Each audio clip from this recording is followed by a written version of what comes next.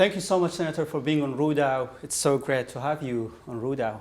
Well, it's great to be with you. I look forward to the conversation.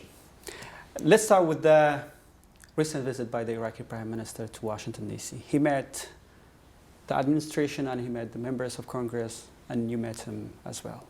So with that meeting, do you think that the U.S. will play a bigger role in protecting the stability in Iraq and also bringing the solution for the issues in that country?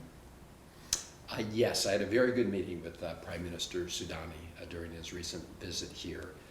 We discussed the whole range of issues in the U.S.-Iraq relationship. One of his primary messages was that he wanted to expand the relationship beyond the security dimension to include the economic dimension and other broaden the foundation for the relationship, which is something I support as well. So when we speak of Iraq, we know that the Kurds are living in Iraq. And I remember when you were in Munich, you met President Ishvan Barzani of Kurdistan Region. So with that meetings and the meetings that you with the Prime Minister of Iraq, how do you see the future of Kurdistan Region in Iraq? And does the U.S. support the Kurdistan Region more than what they do now?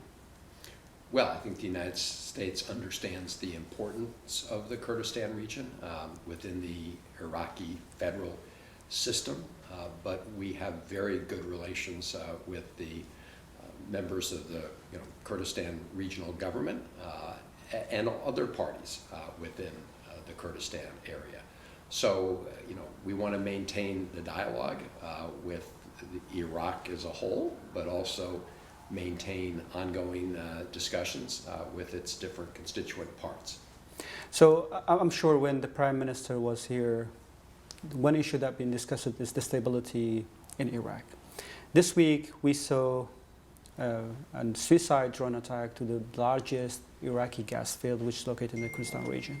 So why I'm asking this question, the U.S. National Defense Act requested Department of Defense to providing the Kurdistan region with an anti-missile defense system that protecting the region from various attacks coming from different parts.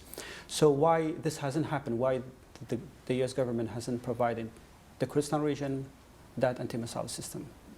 So the executive branch, President Biden and his team, will make the decisions regarding the best way to provide U.S. security assistance.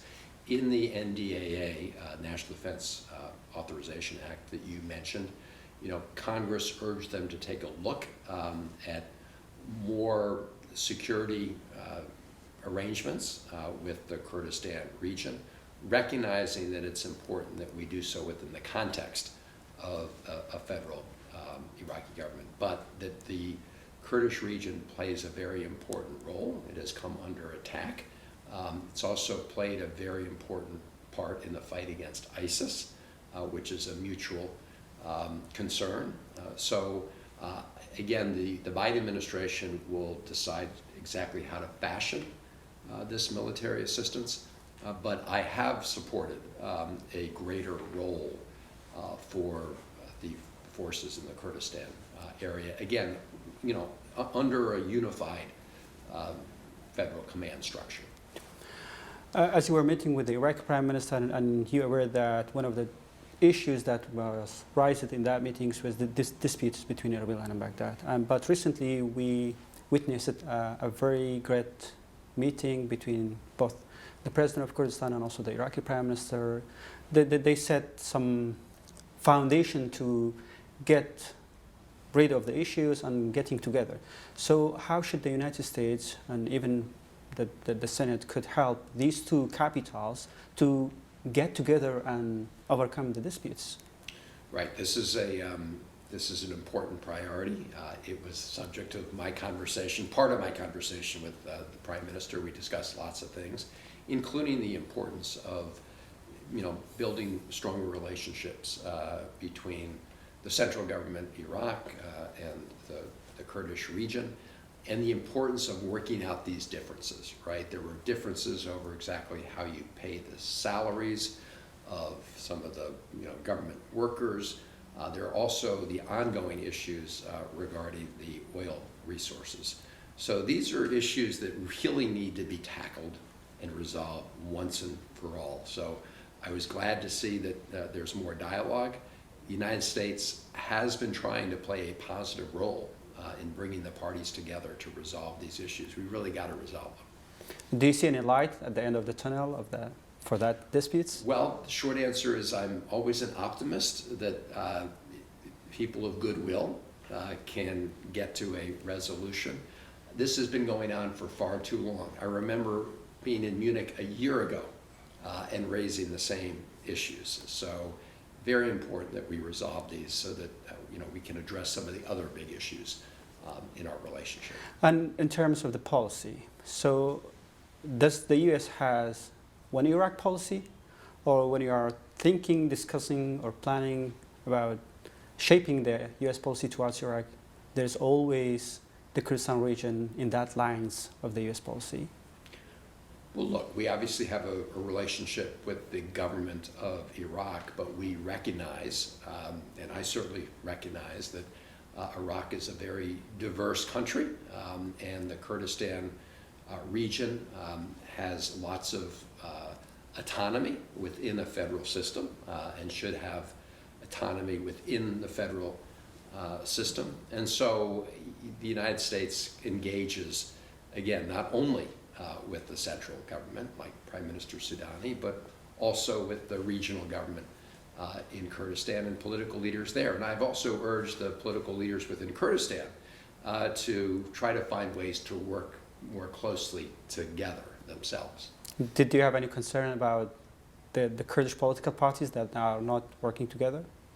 Well, I think the Kurdistan region would be stronger if the different parties worked more closely together, if there was greater unity and collaboration.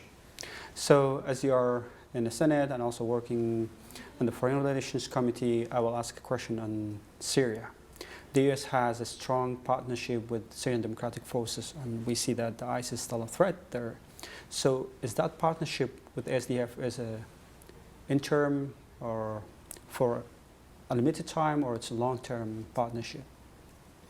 Well, we've had a very strong partnership, as you say, with the SDF in the fight against ISIS. The Syrian Democratic Forces were really the tip of the spear in the fight against ISIS, and that relationship remains very important to make sure that we completely defeat ISIS, that we don't see a resurgence or renewal of ISIS. You also have lots of people at the Al-Haq camp, and so we want to make sure we address those issues.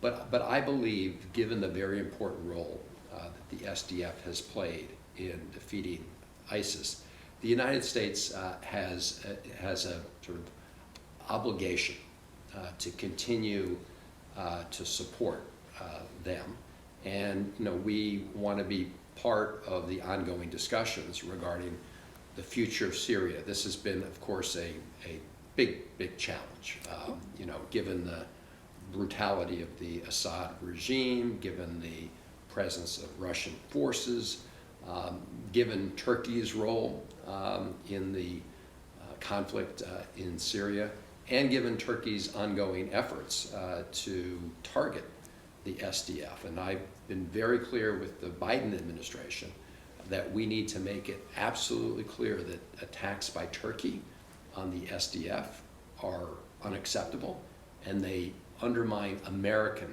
national interests in the region. And do you agree how the Biden administration is dealing with that current situation in northeast Syria?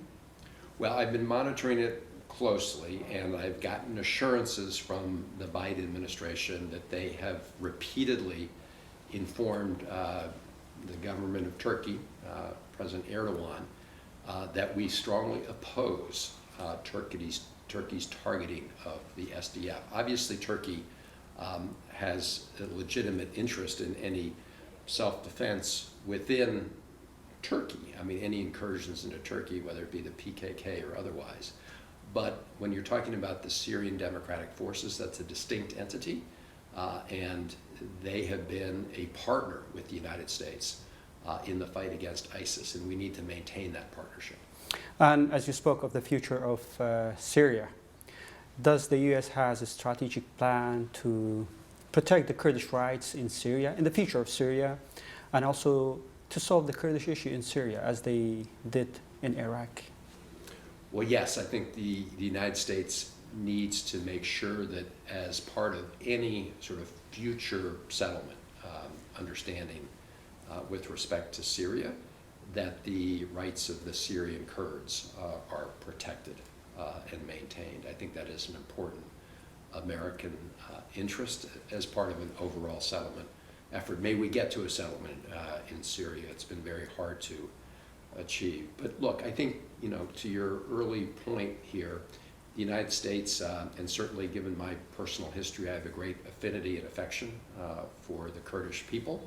And I think it's very important that the United States policy reflect that very important and strong relationship.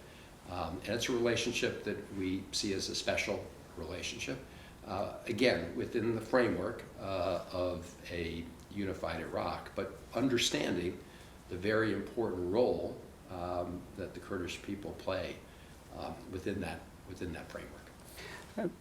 The last question, how should the Kurds have more friends in Washington, D.C.? Well, the Kurds do have a lot of friends in Washington, D.C., but we can always expand the circle, and so that's why I think the ongoing dialogue, I think when you have visits of Kurdish leaders here to our nation's capital, it's important that they reach out to my colleagues, and they've been doing that because I do believe those people-to-people relationships are important in, you know, further strengthening the bonds. You have a short time. I have a lot of questions, but thank you so much, Senator, for being on Rudaw and for that opportunity. I'm looking forward to having you on Rudaw